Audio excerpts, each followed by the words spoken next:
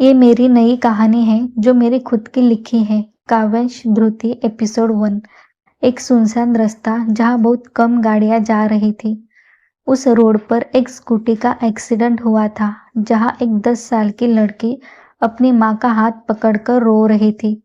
उस लड़की की माँ उसका हाथ पकड़ते हुए गहरी सांसें रोक रोक कर लेते हुए बोली, बेटा वादा कर अपने माँ से, अपने भाई को तुम कभी अकेला नहीं छोड़ोगी। कुछ भी हो जाए तुम हमेशा उसके साथ रहेगी और उसे अपने बच्चे की तरह पालेगी। अब तक उस औरत की सांसें भारी हो चुकी थी। उस औरत ने अपनी बेटी का माथा चूमा और अपने बेटी को एक बार सीने से लगाकर वहीं पर अपना दम तोड़ दिया। उस लड़की ने जब अपनी माँ की सांसें रुकी हुई देखी तो वो फूट फूट कर रोने लगी। माँ उठ जाओ ना, माँ आपको क्या हुआ माँ? पर उसकी माँ कोई हरकत नहीं कर रही थी, जिसे देख उस लड़की ने रोते हुए अपनी माँ को देखा और फिर उसने एक बार अपने पापा को देखा जो बेजान से उस सड़क पर पड़े हुए थे। तभी वहां पुलिस आई। पुलिस को आता देख वो लड़की उस छोटे से लड़के को जो सिर्फ 3 साल का था उसे लेकर एक पेड़ के पीछे छुप जाती है। पुलिस उस लड़के के माता पिता का पंचनामा करके उन्हें वहां से लेके जाते हैं। वो लड़की उन्हें छुप कर देख रही थी। उनके जाते ही वो लड़की रोते रोते वहां से चली गई। 14 साल बाद राजस्थान, जयपुर शहर जिसे गुलाबों की नगरी कहा जाता है, जिसके हवाओं में भी गुलाबी रंग की महक है। रंगीला महारो जयपुर शहर, रंगीला महारो राजस्थान, देवों के देव महादेव जिसमें हर जगह बसते हैं, ऐसा मारा राजस्थान।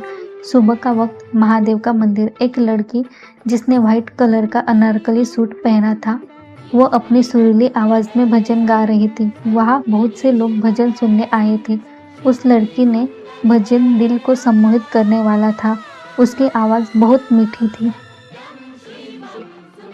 भजन होने के बाद पंडित जी ने उस लड़की के सर पर हाथ रखा और प्यार से बोले, जीती रहे बेटा, देखो तो आज तुम्हारा भजन सुनने कितने लोग आए हैं।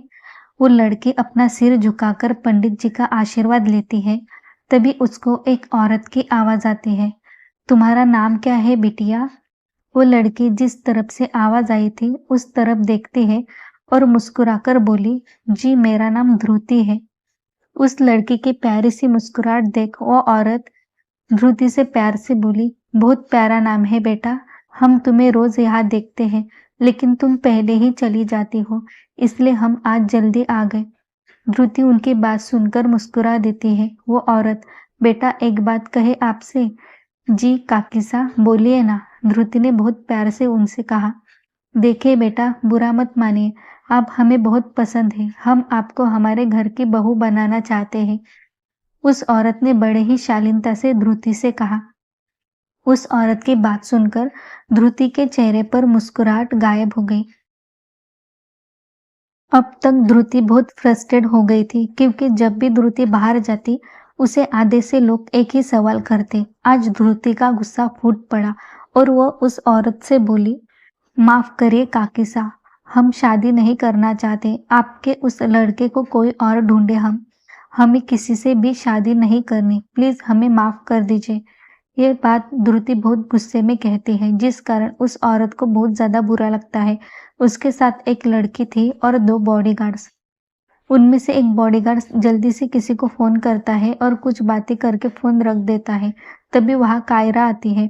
यह है ध्रुति की दोस्त कम बहन ज्यादा, ब्राउन आईज, कंधे से थोड़े नीचे आते बाल, हल्का गोरा रंग, उम्र 24 साल, ये एक डॉक्टर है। कायरा, चल ध्रुव जल्दी, एरी हमारा वेट कर रहा होगा। कायरा ध्रुति को प्यार से ध्रुव बोलती थी। कायरा और ध्रुति वहां से चली जाती है और वो औरत अपने आंखों में नमी लिए वहां से चली जाती है। जयपुर महल, जो कि बहुत बड़ा था, उस महल के चारों तरफ बॉडीगार्ड्स का पहरा था। तभी वहां एक गाड़ी आती है जिसके आगे पीछे 5-5 गाड़ियां मेन एंट्री गेट से होते हुए महल के बाहर रुक जाती है और उसमें से एक लड़का जो करीब 26-27 साल का लग रहा था, काली गहरी आंखें, थोड़ी सी लंबी नाक जिस पर हमेशा गुस्सा रहता था, गोरा रंग, ट्रिम की हुई दाढ़ी, गले में सोने की मोटी चेन और उसमें ओम का लॉकेट जो आधा डायमंड और आधा गोल्ड का था। एक कान में डायमंड की छोटी सी रिंग थी, काले बाल जो सलीके से सेट थे। उसने ब्लैक सूट पहना था पैर में ब्लैक लेदर के महंगे शूज। ये है काव्यांश राजपूत, राजस्थान के हुकुम साहब। गुस्सेल, अकड़ू, और इनका गुस्सा मतलब महादेव का रौद्र रूप। ये गुस्से में क्यों कर जाते हैं ये किसी को नहीं पता। इनके आगे कोई भी सर उठाकर नहीं रहता। इन सबसे डरते हैं। इनके आगे किसी के बोलने की हिम्मत नहीं होती। उस गाड़ियों में से जो बीच में रेंज रोवर थी, उस गाड़ी का आगे का गेट खोलकर एक व्यक्ति बाहर आता है। यह है काव्यांश का असिस्टेंट कृष कुमार। कृष जल्दी से पीछे का गेट खोलता है। काव्यांश जल्दी से बाहर आकर लंबे लंबे कदम लेकर उस महल के अंदर जाने लगता है। महल के सीढ़ियों से अंदर जाते ही एक बड़ा सा डोर था जो पूरा लकड़ी का था। वो दरवाजा इतना बड़ा था कि उसमें से आराम से 4-5 गाड़ियां अंदर जा सके। अंदर दोनों साइड बड़े बड़े कॉरिडोर थे और बीच में बड़ा सा हॉल था। हॉल के आगे जाते एक बड़ा सा आंगन था। आंगन में दोनों साइड बड़ी बड़ी सीढ़ियां। इस आंगन का ऊपर का हिस्सा पूरा ओपन था जिससे पूरा आसमान दिखता था। ऊपर के फ्लोर पर सबके रूम थे। काव्यांश हॉल में आता है तो देखता है वहां उसके पिता अमर सिंह राजपूत अखबार पढ़ रहे थे। उनके सामने उनकी माँ यानी कि काव्यांश की दादी सुमित्रा देवी राजपूत बैठी थी और उनके साथ उनके पति कबीर सिंह राजपूत बैठे थे। काव्यांश आगे जाकर पहले अपने दादाजी के पैर छूता है, फिर दादी जी के। अपने सामने काव्यांश को देख उन तीनों के फेस पर ना बयां करने वाली खुशी की लहर दौड़ जाती है। आज 5 साल बाद काव्यांश राजस्थान आया था। काव्यांश सबको मिलता है, फिर अपने पिता के पास जाता है तो उसके पिता उसका कंधा थपथपाकर उसके गले मिलते हैं। काव्यांश उनके पैर छूता है और जैसे ही खड़ा होता है कि हॉल के अंदर एक औरत दौड़कर उनके पास आती है और काव्यांश के पिता के गले लगाकर रोने लगती है। काव्यांश उनके पैर छूता है और जैसे ही खड़ा होता है कि हॉल के अंदर एक औरत दौड़कर आती है और काव्यांश के पिता को गले लगाकर रोने लगती है। यह है काव्यांश की माँ मीनाक्षी राजपूत। अपनी माँ को ऐसे रोता देख काव्यांश के हाथों की नसें दिखने लगती है। उसका फेस एकदम से कठोर हो जाता है। अपनी जान से प्यारी पत्नी को ऐसे रोता देख अमरजी की भी हाथों की मुट्ठियां बन जाती है। मीनाक्षी जी को रोता हुआ देखकर दादाजी भी गुस्से से गरज पड़े। किसकी इतनी हिम्मत हुई कि वो हमारे बहू रानी को रुलाए? क्यों उसे अपनी जान प्यारी नहीं है? वो लड़की जो मीनाक्षी साथ थी उसका नाम कावेरी है, मीनाक्षी जी की दासी। दादाजी की बात सुनकर वो डर जाती है और डरते डरते उन्हें सब कुछ बता देती है। उसकी बात सुन काव्यांश गुस्से में, कौन है वो लड़की जिसने मेरी माँ को रुलाया? कावेरी, वो हुकुम सा, हमें सिर्फ उनका नाम पता है। वो आगे कुछ बोलती कि तभी वहां एक बॉडीगार्ड आता है और अपना सर झुकाकर बोलता है, हुकुम सा आपसे बात करनी है। काव्यांश अपनी माँ के पैर छूता है। तभी मीनाक्षी देखती है उनके सामने काव्यांश है। काव्यांश को देखकर वो और रोने लगती है। अपनी माँ को रोता देख काव्यांश उन्हें शांत कराता है और कहा वहां से चला जाता है। मीनाक्षी जी एक ऊंचे घराने की लड़की थी, माँ बाप की लाडली और भाई की जान।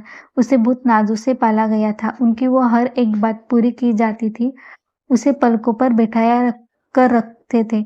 शादी के बाद भी उन्हें वही प्यार मिला, अपनी सास ससुर का प्यार, अपने पति का प्यार।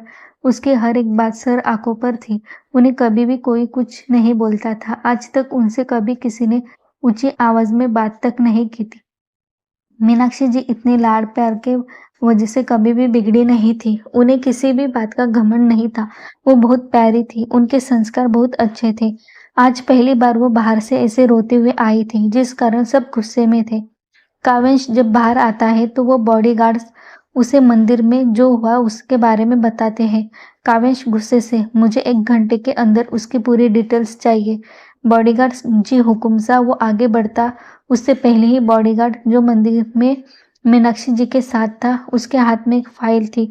वो आगे आकर काव्यांश से बोलता है अपना सर झुकाकर, हुकुम सा, रानी सा ने उनकी जानकारी हमें निकालने के लिए कही थी। फिर वो फाइल आगे करके कहता है इसमें उनकी जानकारी है। काव्यांश वो फाइल ले लेता है और उस बॉडीगार्ड्स को बोलता है चलो हमारे साथ। काव्यांश गाड़ी में बैठ जाता है और वो फाइल पढ़ने लगता है। उसमें भृत्य की पूरी जानकारी थी लेकिन उसकी फोटो नहीं थी क्योंकि वो फोटो काव्यांश के माँ के पास थी। काव्यांश फाइल पढ़ लेता है और अपना सिर सीट पर टिका देता है। अपनी आंखें बंद कर वो आगे बैठे कृष को कुछ इंस्ट्रक्शन देता है। वहीं दूसरी तरफ कायरा और ध्रुति जैसे ही घर पहुंचते हैं वो एरी को आवाज देने लगती है लेकिन उन्हें एरी कहीं पर भी नहीं मिलता। ध्रुति और कायरा एरी को आवाज देने लगते हैं लेकिन वो कहीं पर नहीं मिलता। तभी वहां कायरा की माँ आती है और बोलती है, बेटा एरी तो तुम्हें देखने मंदिर गया है। ध्रुति उनकी बात सुनकर एरी को फोन लगाती है, लेकिन एरी का फोन नहीं लगता। ध्रुति कायरा और उसकी माँ को देख कर बोलती है, काकी मैं अभी उसे लेकर आती हूँ। इतना बोलकर वो वहां से चली जाती है। कायरा भी उसके साथ चली जाती है। कायरा और ध्रुति जैसे ही मंदिर पहुंचते हैं तो देखते हैं वहां पर बहुत सी बड़ी गाड़ियां खड़ी थी। ध्रुति उन सबको इग्नोर कर एरी को ढूंढने लगती है, लेकिन उसे वो कहीं नहीं मिलता। तभी उसे एक साथ बहुत सारे बॉडीगार्ड्स घेर लेते हैं। ध्रुति और कायरा डर जाती है और कायरा डरते डरते पूछ, जी आप लोग? तभी उसकी नजर उनके लोगों पर जाते हैं। एक लायन का मुंह था जो गोल्ड का था और उस पर KR लिखा था। उनको देखकर कायरा का मुंह बंद हो जाता है और वो ध्रुति का हाथ पकड़कर बोलती है, जी हमें माफ कर दीजिए, हम गलती से यहाँ आ गए। तभी वहां क्रूश आ जाता है और कायरा से बोलता है, हुकुम सा को इनसे, ध्रुति की तरफ इशारा करके, बात करनी है। जी जी पर क्यों? कायरा डरते हुए क्रूश से पूछती है। ध्रुति कायरा को देखकर, कोई बात नहीं कायू, हम देखते हैं, तब तक आप एरी को ढूंढिए। ध्रुति क्रूश से, जी चलिए। क्रूश उसे काव्यांश के गाड़ी की तरफ ले जाता है। वो काव्यांश की तरफ की डोर को खिड़की पर नॉक करता है तो काव्यांश कांच थोड़ी सी नीचे करता है। क्रूश काव्यांश से अदब से कहता है, हुकुम सा वो अंदर भेजो उसे। काव्यांश अपनी दमदार आवाज में कहता है। क्रूश ध्रुति से, जी आप अंदर जाइए। ध्रुति क्रूश से, जी पर बाहर भी तो बात हो सकती है ना? क्रूश, हुकुम सा आपको अंदर बुला रहे हैं। क्रूश गाड़ी का डोर ओपन करता है। ध्रुति डरते डरते कार में बैठ जाते हैं। कार में काव्यांश अपनी आंखें बंद करके सीट पर सिर टिकाए बैठा था। ध्रुति अपनी आंखें नीचे करके काव्यांश से बोलती है, प्रणाम हुकुम सा। काव्यांश उसे कुछ नहीं बोलता और आंखें बंद करके ही गुस्से से दांत भींचकर, मुझसे शादी करोगी? काव्यांश की बात सुनकर ध्रुति हक्की बक्की हो जाती है और बोलती है, जी नहीं हुकुम सा, हमें माफ कर दीजिए, हमें आपका प्रपोजल स्वीकार नहीं है। उसकी बात सुनकर काव्यांश जो कब से आंखें बंद करके बैठा था, वो अचानक से अपनी आंखें खोलता है और ध्रुति के बालों को पीछे से पकड़कर उसके सिर को ऊपर करता है और जैसे ही वो ध्रुति को देखता है, एक पल के लिए ब्लैंक हो जाता है। ग्रीन कलर की आंखें, उस पर बड़ी बड़ी पलकें, दूध जैसा गोरा रंग, कमर से नीचे आते घने लंबे बाल, छोटी सी नोज जिसमें एक डायमंड की नोज रिंग, लव के आकार जैसे छोटे होठ जो पिंक कलर के थे, माथे पर छोटी सी डायमंड की बिंदी, लेफ्ट गाल पर पड़ता डिम्पल, व्हाइट कलर का अनारकली और उस पर मल्टी कलर का दुपट्टा जो राइट हैंड पर उसने पिनअप किया था। वो बस ध्रुति की ग्रीन आंखों में एकटक देख रहा था।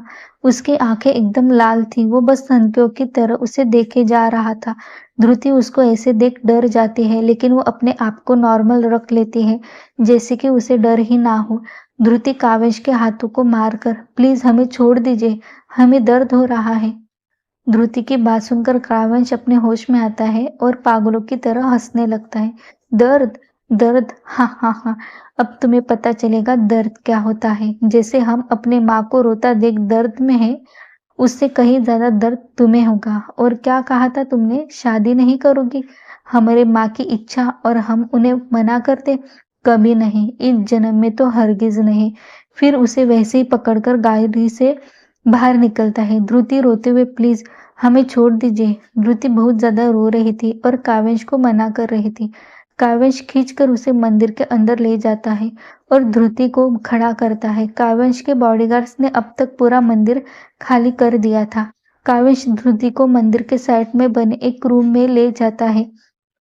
अंदर कपड़े हैं, उन्हें पहनकर आ जाओ। और फिर कायरा को देखकर, इसकी हेल्प करो, इसे अच्छे से तैयार करो। ध्रुति को अब बहुत गुस्सा आता है। उसका भाई सुबह से गायब है और अब काव्यांश की बदतमीजी। ध्रुति एक झटके में काव्यांश से अपना हाथ छुड़ा लेती है और चिल्लाकर कहती है, बस बहुत हुआ, नहीं करनी हमें शादी, आपको समझ नहीं आता? चली जाइए यहाँ से। फिर अपने दांत पिसकर, हम आपसे शादी नहीं करनी। काव्यांश ध्रुति की बात सुनकर गुस्से से पागल हो जाता है और वो अपना एक हाथ ऊपर उठाता है और ध्रुति को देखकर डेविल स्माइल करता है और ध्रुति के सामने से हट जाता है। काव्यांश के हटते ही कायरा और ध्रुति की नजर सामने जाती है। ध्रुति जैसे ही सामने का नजारा दिखती है उसकी सांसें थम जाती है और उसके आंखों से थैंक्स फॉर वॉचिंग। ये हमारी नई कहानी है। अगर कोई गलतियाँ या मिस्टेक्स होती है तो माफ़ कर दीजिए। कहानी को आगे जानने के लिए चैनल को सब्सक्राइब करें ताकि जैसे एपिसोड पब्लिश हो आपको तुरंत अगले पार्ट का नोटिफिकेशन मिल जाएगा। तब तक के लिए बाय बाय। अगला भाग कल आएगा।